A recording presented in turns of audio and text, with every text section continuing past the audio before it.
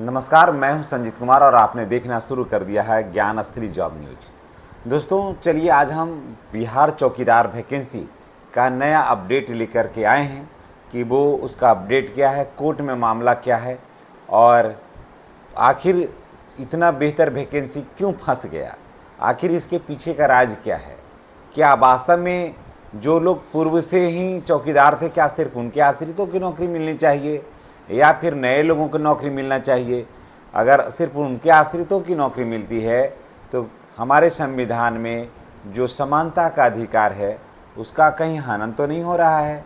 तो आइए चलते हैं, इन सारे बातों को जानते हैं कि बिहार चौकीदार वैकेंसी 2025 आखिर रुक गया तो क्यों, क्या ये रुकना सही है या फिर जो नामांकन की सुविधा थी या फिर जो उनके लोग जो रिटायर होते थे, जैसे किसी का कोई रिटायर हो रहा है तो वो अपने पुत्र को नॉमिनेट कर देता था कि ये मेरा बेटा जो है मेरे बाद जो है इसमें नौकरी करेगा, तो क्या ये परंपरा समाप्त होना चाहिए? इन सारे मुद्दों को लेकर के हम आए हैं और हम बताते हैं कि आज आखिर सुप्रीम कोर्ट में क्या मैटर है और ये वैकेंसी कब निकाल कर आ रही है। तो चलिए थोड़ा सा हम लोग इसको एनालिसिस कर लेते हैं तो इसको थोड़ा ज़्यादा क्लियर हो जाएगा ये आपको। देखिए क्या है कि बिहार सरकार के चौकीदार नामांकन नियम क्या था, संशोधित संस्करण 2014 के तहत ये प्रावधान थे कि चौकीदार सेवा से निवृत्त होने से पहले आश्रित परिजन को नामित कर सकते थे। जैसे 2014 से पहले क्या था कि जैसे कोई रिटायर कर रहा है, बाप रिटायर कर रहा है तो वहाँ पर अपने बेटे को खड़ा कर देता था कि मेरे जगह पर मेरा बेटा जो है इस कार्य को करेगा। ठीक है, ये था नियम 2014 से पहले। आगे देखिए, इस नियम के खिलाफ मुकदमों की शुरुआत हुई और यह प्रावधान संविधान के अनुच्छेद 14 यानी समानता और अनुच्छेद 16 यानी सार्वजनिक रोजगार के अवसर का उल्लंघन करता है। समझ गए? ये संविधान के अनुच्छेद 14 समानता और अनुच्छेद 16 सार्वजनिक रोजगार के समान अवसर का उल्लंघन करता है। ये कहता है कि सबको समानता का अधिकार होना चाहिए।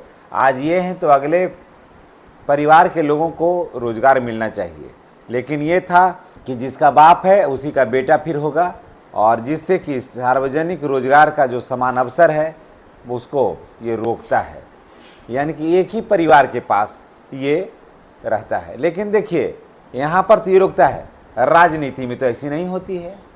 राजनीति में नहीं है, बाप अध्यक्ष है ना, बाप अध्यक्ष है, उसका बेटा अध्यक्ष ही हो गया, पार्टी का सर्वेसर्वा उसका बेटा हो गया। बाप सांसद हो गया, उसमें 2 बेटा है तो दोनों सांसद हो गया, कोई एमएलसी हो गया। वहाँ नहीं हो रहा है, लेकिन रोजगार जहाँ देना है वहाँ पर ये नियम लागू हो जाता है। तो यहाँ पर तो समानता का अधिकार का हनन हो गया। अभी देखिए बिहार में चुनाव है, हर कोई चाहता है कि उसी का बेटा, उसी की बेटी, उसी की पत्नी, अपने सब रहे और सब जीते। यहाँ पर तो समानता का अधिकार का हनन नहीं हुआ, लेकिन ये कहता है कि ये समानता का अधिकार का हनन है, यानी कि जिनके पिताजी चौकीदार थे उनका बेटा चौकीदार नहीं होगा, उनको नामित नहीं किया जा सकता है। इन सारे बातों को हम आपको विस्तार से आज बताते हैं। तो जितने भी चौकीदार वैकेंसी के लिए वेट कर रहे हैं उन तमाम भाइयों से, बच्चों से मेरी गुजारिश है कि चैनल को आप हर हाल में सब्सक्राइब करिए, चैनल को आप हर हाल में सब्सक्राइब करिए, क्योंकि देखिए हम आपके लिए वीडियो बनाते हैं लेकिन आप चैनल सब्सक्राइब नहीं करते हैं। चैनल सब्सक्राइब करिएगा तब ना इस वीडियो को अधिक से अधिक ग्रो मिलेगा, इसका रेशियो और हाई होगा, आपकी मांग मानी जाएगी।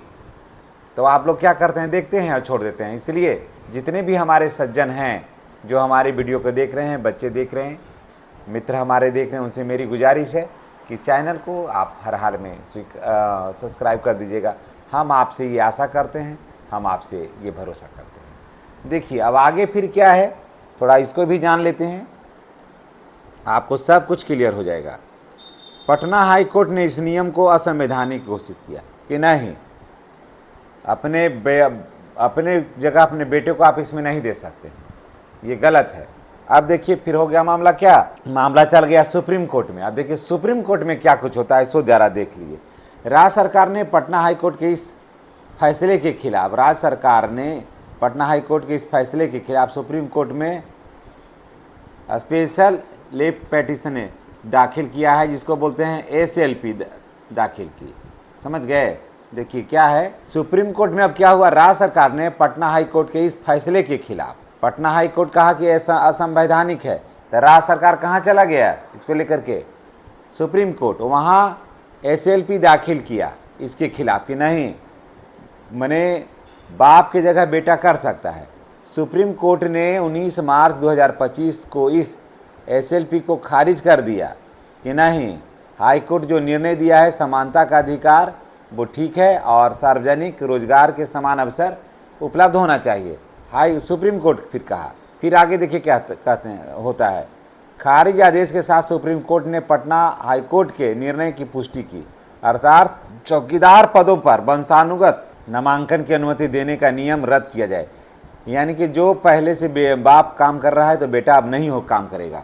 सुप्रीम कोर्ट ने स्पष्ट किया कि सार्वजनिक रोजगार कोई पैतृक या वंशानुगत अधिकार नहीं है, सबको इस पर मिलना चाहिए।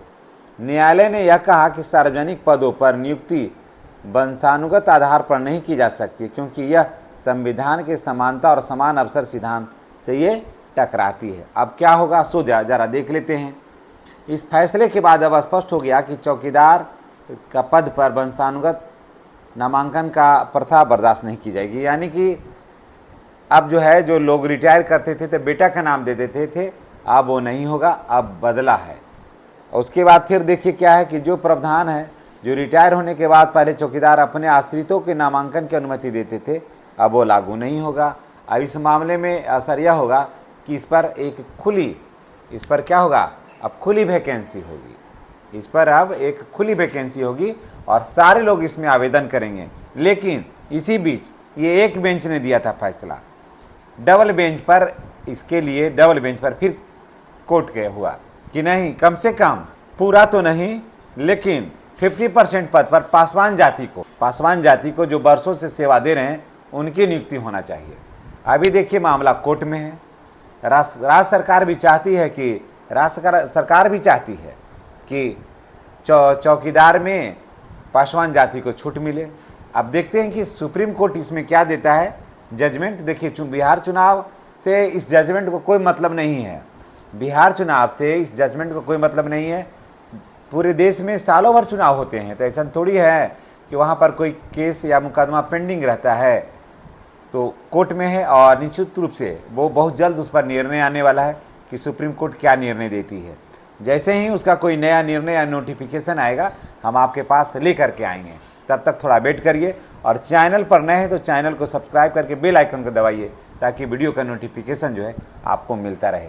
धन्यवाद।